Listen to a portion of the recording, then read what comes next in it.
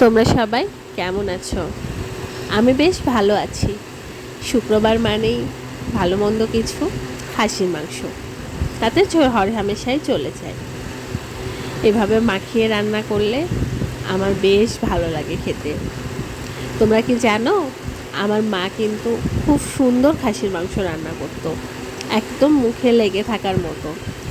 কোনো মানুষ আমার মার হাতের খাসির মাংস রান্না খেয়েছে এবং সুনাম করে নাই, এমন মানুষ খুঁজে পাওয়া যায়। যাই হোক, আমার মা এখন পৃথিবীতে নেই, তবে তার রান্নাগুলো কিন্তু রয়ে গেছে।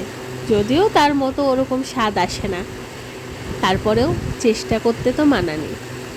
আর যেদিন আমাদের বাড়িতে খাসির মাংস রান্না হবে, সেদিন সকাল থেকেই আমরা বসে থাকি যে কখন রান্না হবে তখনই ভাত খাবো।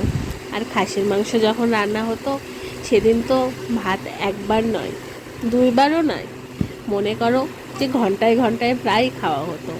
আর একটু করে খাসির মাংস তুলে তুলে খাওয়া হয়।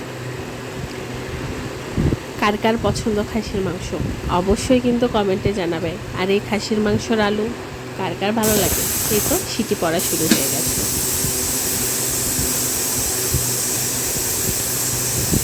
সিটি পড়ার মধ্যেই একটা সুন্দর গন্ধ বের হয়ে যায়।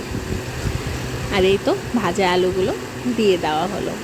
আর চর্বি চর্বি কি তোমরা লাস্টে দাও না ফার্স্টে দাও? অবশ্যই কিন্তু আমাকে জানাবে। আমি কিন্তু রান্নাবাড়ি তেমন একটা পারি না, তবে চেষ্টা করি। এখন মোটামুটি টুকটুক করে সবই শিখে ফেলেছি। তোমরা সবাই ভালো থেকো, তোমাদের সাথে আবারও গল্প করতে চলে আসবো।